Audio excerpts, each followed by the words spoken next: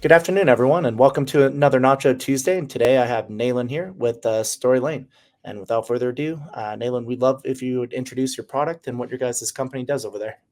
Awesome. Thank you. Thanks for having me here, Andy, today. And I'm Nalan, co-founder, CEO of Storylane. Storylane is a product demo platform that's used by sales teams and marketing teams today to showcase what your product is all about to your buyers. And we started close to 2.5 years now. Went through YC in 2021, and it's been a fantastic growth so far in the last 2.5 years for us. Definitely can't understate the importance of onboarding enough. We're doing a lot of work around that, and actually, we're customers of Storylane too. So I definitely highly recommend that product. I guess, how did you get to this point in your career? What made you so passionate about helping companies with their onboarding journey for their customers? For sure. So I think kind of what got us to Storyline is this is my I've been in startups for the last a decade or so. So personally, myself, uh, very much a tech person. Started with a background in machine learning, and that's how I started my career itself. And spent some time in Amazon, built like AR glasses for 5 6 years. Very early. This is 2010. After that, my co-founder and I we started a company called an early education market, and then so when we built that company out as a co-founders, we were selling constantly. And one of the things after we exited the company, we felt like what's next. And one of the pain points that we went through, and that was just before the COVID, is like how do we adapt to the digital buyers who we were selling to personas? They were always busy, and we had to share some things always. So we felt like there's got to be a better way to sell, and as this market in the SaaS sales is evolving in a competitive market. That's basically what led to like Storylane. We initially started out primarily around like, hey, from a marketing perspective, and then we kind of more and more broadened it towards like sales and customer success and onboarding teams as well. The crux of it is like, hey, buyers really want to see your product, and today's age of buyers don't want to just talk to sales. Very smart people, they do like talk research themselves before they even start engaging with a salesperson. One of the most important steps in this entire research for a buyer we have discovered is like seeing your product. And they go to communities, they go to review sites, but they don't get to see the product. And we felt like there was a gap there, and that's basically what resulted in Storyline. We started building it out and kind of launched it as well. Yeah, And a lot of inspiration comes from what you built before, right? And that's how it started. Yeah, it's a journey, right? I always tell people that entrepreneurship is really a career. It's not something. It's difficult to just get into overnight, but the previous experiences and journeys that you've been on as an entrepreneur, building products in the past, really been really close to the problem that you're addressing in the next company that you're launching. So, unlike a lot of other people that might just try to build the latest AI tool because it's a cool trend, you guys really understood the problem because you've kind of lived it.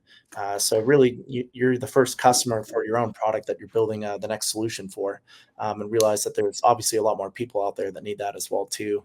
Um, and I've seen that a lot too. There's a lot of companies that just assume that their product is so simple, or people should just get it when they come into the platform. But to your point, I think a lot of people, they want to take a peek under the hood first before they want to actually buy the software and spend money. Or even more importantly, time is money and valuable for them as well. A lot of people don't want to just get on the phone with a salesperson because they feel like that's 30 minutes of their time. They're going to be have to tell somebody yes or no, and avoid the sale prospect potentially. Yeah. So, let them take a peek, go through an interactive journey, really see if that product's going to solve their problem for them. Yeah. And, that's kind of how you get them to the next point, right? Um, 100%. Yeah. And just to add to that, it helps in two parts, right? So I think you touched upon it, like buyers, it saves their time when they get to know what it is. And sellers also, right? They know they're getting a qualified people they're talking to, not just like getting on a discovery calls. So those are of the past, in my opinion, right? It's more like the sales have to be more like a product specialist jumping in straight and talking about what the value it can provide, rather than like qualifying people. And that's like gone are those days, and I feel like these things are like auto qualified because the buyers are getting more and more educated and smarter about what they're looking for today. Totally. Yeah. So, I guess, how have you seen software sales evolve over the last few years? So, I think what you're touching on, and which I totally agree with, by the way, is that self-service is becoming a lot more relevant. It's been around, but I think these days a lot of people kind of want to figure out and get their questions answered on their own before they have to, go through that whole sales cycle. What are your thoughts on that? For sure. Software, I mean, like it's changed quite a lot, right? In the last decade, right? I mean, if you look at in the last few years itself, like it's dramatic. And then after the COVID, there's more of digital selling and digital buying that's a lot more accelerated, and people got used to it. So most importantly, what you would say is like, those discovery calls, what I was just talking about, right? Figuring out on the outbound is like, there's a lot of research on how outbound is dying. So buyers today have like so many options quickly, right? So they look at any market, anything that you're doing, there are like five other people building similar things and similar products, a lot of options out there. So buyers are well educated, very smart about it. I mean, even before they talk to us sales, like I call them as a product specialist in some ways, the sales AEs are. So before they want to talk to someone, they have done the research around it. They've gone to the website, they've seen your product, they've educated themselves a little bit about it, learned a lot about your product from your documentations, community sites, maybe in the review sites, looked at the marketplace sites as well. So they're well educated. They got recommendations from someone. This has not been like that like few years back, right? So you will see this trend going upward quite a lot. So when buyers come very well educated, the buying software sales has to change a little bit, right? Firstly, you have to upfront provide as much data points about your product to your buyers, right? Your marketing website is really your biggest salesperson, right? People come to your website, they need to get educated. Like that's where it starts from. Then when you talk to a salesperson as well, they are not like traditional old school ways where you talk, qualify them, understand whether you fit in, right? Now they really want to talk to specialists, right? When your AEs have to be more of a specialist. And I feel like more and more AEs will have their own assistants and agents to help them in these kind of calls and conversations as well. That's how I see it moving forward as well. And it's been changing. The paradigm has been shifting over the last few years completely. So you need to be, the sales has to adapt to more like fundamentally like a smarter and educated buyers today in the market. Yep. Yeah, and you have to really kind of get ahead of it too, and really understand what your customers' needs are, why they're coming to you, what their problems are, and address those, openly on your website, right? So I think a lot of marketers sometimes don't do a very good job of maybe, addressing maybe some of the potential downsides of their product. Even like we don't serve these types of people, we serve this specific type of person for this specific type of problem. If you have unanswered questions that aren't obvious on your website, that could actually be a turnoff for people as well too. If there's those big elephant in the room so they can't figure it out yet, they're just going to say, I don't want to really go down this path and spend too much effort. I didn't get my main answer that I'm looking for. 100%. I think we're still talking like top of the funnel, right? People like before they want to engage with you. Now that's changing dramatically, right? Like we just talked about, like once they engage with you, now you need to be like very engaging with them in their POCs, giving them as much information as possible, supporting them. And then like driving that conversation and closing that account is, again, that's another shift that you're seeing, right? Top of the funnel, you're seeing the sales process changing, while in the process that's changing, and post sales also is changing in the onboarding and everything, right? So this whole journey is changing a lot, especially because when somebody's coming well educated in the top, then you need to make sure you're not taking them back, but you're pushing them forward always in your product. So yeah. Yep. And what tips do you offer for people there for that whole onboarding cycle, I guess? So obviously, having the right marketing messaging, positioning on your website, and then what would be the next step, I guess, from there? Once somebody shows interest, how would you kind of walk them through that software buying process today, if this was like an ideal customer for a SaaS product? I think there is a lot of blue ocean opportunity where people just don't show the product. If you go to so many websites today, and I think if there's one tip I would recommend the marketers or to create more demand today in this market is simple. Buyers are way smarter than what you're thinking are. So they are doing a lot of research. There's a research study by Gartner which talks about like in a 70% of the buyers, even before they come to your website, talk to you, they've already done the research. So the biggest thing that you can do is take 10 minutes out of your time. You can actually, to pitch in Storylane, is like go try out and build an interactive demo and put it on your website. The biggest tip I would offer is like show your product, right?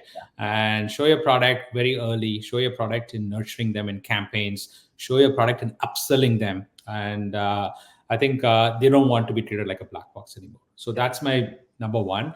And we're seeing a lot of great results to that as well with our customers today. Yeah, that's ties back to the whole show, not tell. In such a fast-paced world too, you got to just show what you have and just get to the point. Because a lot of people don't want to read and do too much digging, like we mentioned earlier.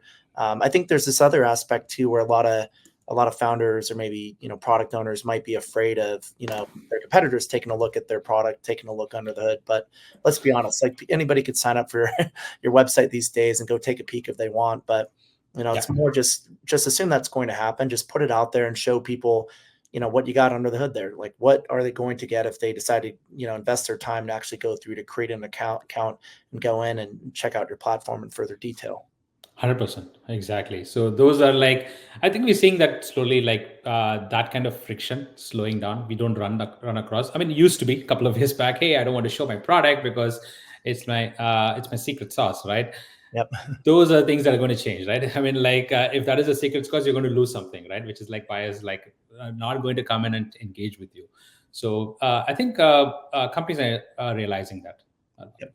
I agree. What else do you recommend for more demand generation, maybe on your website? Like I'm a big fan of like having features that might, get some initial engagement with people, even if it's subtle. There's not necessarily a way to monetize it, but it just gets people trying your product out. What are your thoughts on, maybe some of those product-led growth initiatives? So yes, so if you're like we have companies like public, like Palo Alto Networks, SentinelOne. These are some of our customers. So they are like pretty complicated security companies, right? So when companies like that are taking a leap forward and thinking about like, how do I show my product? These are public companies. I want to put the product in front of people. No, that's like a great sign for you. Like anybody looking at as a company, hey, if these companies, such a complex products, they were thinking about being PLG and start thinking of innovating of like, let's put interactive demos, guided demos, and educate your buyers. That's like the biggest tip I would say. Like when companies like public companies are doing that, I see no reason for why other companies shouldn't be doing it. If your product is simple, you should show it. And the other thing is, if your product is like, hey, I can build out a PLG mode. What it means is like Storylane is a PLG product. People can sign up and try it. If your product is a PLG mode, you should absolutely do a PLG version as well, along with interactive demos. So interactive demos are great to show, like even before somebody signs up, they want to know what it is they're signing up, and you show them the value. And then at the same time, give a call to action for them to sign up rather than like talk to somebody, right? Because you already have a PLG mode, let them sign up and try it out. But you want to, reduce the noise of people who are signing up. So show them, they get educated, then let them sign up. If you're non-PLG, 100%, right? So show those different types of tools and websites. And I would recommend to create demand, just don't have it in one page, like every feature page, every solutions page. How do you solve those through demos? You can put them in your blogs specifically, right? When you have like blogs, SEO content going out, you want to drive more engagement even in the blogs, right? A lot of AI generated content goes in the blogs. And how do you drive engagement in the blogs if it's not AI generated content? So put those demos there. So we see a lot of engagement increase in blogs. So there are a lot of ways you'll use these things. And that's another ways in which you can create a demand for your product. At the end of the day, buyers are there to look at your product, put them in different places. Yeah, and FAQs as well. Just make it as easily accessible as possible for people. Might as well not hide it. Show it, don't tell. Show what you offer. What are your thoughts on like more complex products, right? So a lot of people might be, they might be apt to do one full tutorial, interactive demo, if you will. Whereas, it might be better, would you say, if you did like smaller interactive demos for specific features within your platform? That's correct. So what I would recommend is, and a great question on that, right? So what we are seeing is like, people don't want like one big like interactive demos. We recommend like breaking it down into bite-sized portions, right? What's like, let them pick what they want to learn about them. So rather than like a big lengthy interactive demos or product demos for that. So we are seeing that a lot. So people build out their own landing pages, have more like let the user choose what they want to learn about by asking those questions.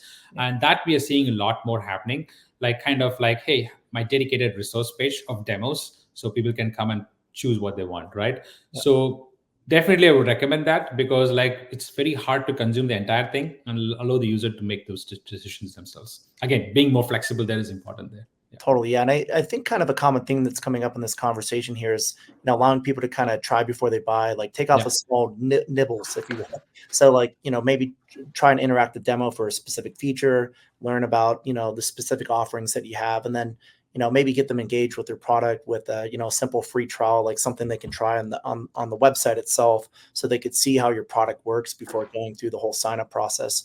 Would you kind of say that's kind of the future, where you want to get people in for demand generation, get them to try your product, try little bits and pieces, get a little bit of buy-in from them one step at a time until they're ready for that point to actually talk to sales and take it to the next step? 100%. That's probably what it will look like more and more. So a lot of companies adopting that. As I said, like a couple of public companies who have been like around for 20 years are shifting that. So that's happening 100%. And with irrespective of your product being very complex or simple, buyers want to see it, and that's probably what is happening a lot more. And in terms of demand, right? So people see this a lot more on LinkedIn posts. They want to put it up. They want to put it on Google Ads landing pages. So people click through it, but they still want to know where it is, right? So there's a lot of creative ways in which you can insert these demos in different forms, right? Wherever your buyer is, and you want to reach them with your product, and that's basically what is the best way to create demand. What are your thoughts on like allowing people into the platform to take a peek? Do you guys have any policies around like Gmails versus requiring work addresses? Do you ever see instances where people might want to sign up with a personal account to take a peek around before they want to associate their business with it and go into the sales funnel? Or what have you seen there? So again, if you're selling to businesses, I mean, I totally understand, because like it really depends on the demand that you're creating. So you might have like a lot of signups and noise that could create with that. So you see, like typically when you have a sign up, you have plethora of tools to associate with a business. What's the size of the company and where they are in the journey. You get all those insights. So you lose those insights if you have your personal emails in the sign up, right? Yeah. So that is the big drawback out of that. But if you want to tap into those kind of insights, you would, right? So I would recommend, because you're selling to a business, and it's totally fine if somebody is serious, they have to keep the business right to go with that. So I highly recommend that, because you can tap into additional tools. Like there are many tools out there which just based on the email can pull up information like what the business is and how many people are there and what the ARR of the company is. So you want to tap into those. That's basically what a salesperson today needs to use those insights to have those kind of conversations, right? So I would recommend that. Yeah. That's a much better starting point to go into the conversation and have some initial idea of what the company's needs are, how big they are, and how your product can best, align with that. I guess, what else do you see that people do wrong with the software sales cycle today? Any other red flags or things you want to call out that people can improve upon? I think one thing I would recommend is like people, I mean, goes back to what, I mean, like kind of in trend of what we're talking. In software sales cycle, what I see is like the biggest mistake people make today is they think that the buyer is not kind of is naive, right? So he doesn't know much about it. Like, and I've seen this again and again, like where they think like, hey, they came to us and we are the only people in the market, and they like what we saw, and this deal will be done, right? So that's like repeatedly happens quite a lot, because like being naive, like as a salesperson, right? So that's like you can get carried away. Like buyers are way smarter than what you're thinking. Like if you're thinking already they're smart, they're way smarter. Let's keep that in mind, right? That is one big tip I would say mistake people make. And to overcome that, like you need to be aware one step ahead of your buyer always, right? And that includes like in the conversations you're having, maybe the emails you're sending to them, or like how you are engaging with what they are doing in social platforms or on their with their company handles stuff, right? So you need to be one step ahead. So to be like ahead of your buyer. So always you're playing catch up game, and that is one thing that I've seen happens a lot. Yeah, that's a good point too. You have to get into this position where you're more proactive, not reactive. You really have to anticipate the buyer, like who the buyer is, what their needs are, and like to your point, assume that they're probably going to come with more information than you think they will, but assume that they don't, right? So that's where these demos and putting the best foot forward with your content marketing, ensuring that people have the resources available to simply get the answers that they want without jumping through a bunch of hoops. Definitely helps with that entire process. Yeah, 100%. So I guess back to interactive demos. So interactive demos, like we mentioned, are very important for the onboarding process, breaking everything down into, maybe feature by feature. So, people can get that bite-sized information if they will. Where do you see interactive demos go after that as part of the onboarding process, maybe later in the journey? So we use them. Like I'll tell you a little bit like how we use it as well, right? So we use it in our documentation pages, knowledge bases, and everywhere. Like to learn about like Storylane, people go in instead of being very textual, so people can pull up information. There are demos in our not just on our website, but on our knowledge base documentation websites as well. So it's helpful from a support perspective. Onboarding, they want to learn something. It's a great way to self learn. The second, I think the big use case that you will see is like if you want to, show new features or upsell, right? So show new features. You as a every company, every product, you're constantly evolving. You're shipping things, right? So there are a lot of new things coming out now. How do you educate your existing customers about what's coming out, right? An opportunity for them to either adopt this feature or even upsell them, right? So that's the easiest way for you to do that is like through interactive demos, the product demos, so that you can show them what this feature is about. Maybe things that have not yet released as well, right? Maybe it's still in your like a prototype Figma, right? And we want to get some user studies as well. So we see a lot on like product upsells, product feedback as well. And of course, apart from support and onboarding, which you can use the knowledge base as well to help them like use your product better. So both those things are being used by Storylane ourselves. And we see a lot of our customers like moving from like marketing, hey, how do I use in additional teams? And like these are few use cases that they start seeing it quite a lot. Yeah. And what are your thoughts? So, you mentioned the upsell as well, which is a critical point too. So, maybe taking people from the free version of the product or even a paid version and upgrading them to a larger version of that product. What kind of tips do you offer for identifying those signals for when a buyer is ready to be upsold, and how do you approach them with that offer? So I'll tell you one good tip, right? That works even for us, right? So like we nurture our customers. We have a PLG model. People sign up and then a free account, they sign up, build a demo. Now, how do you bring them into like a next version and from one plan to the next plan? We send these, we are on intercom. We send these product nudges and emails like on a weekly basis because we ship everything. So a simple signal could be like as simple as that, right? Hey, you sent an email to all the free users and then saying that certain features that they haven't used it, right, through intercom. We put a demo on those also, right? Here's a quick GIF and then they click on it to see what they're missing out.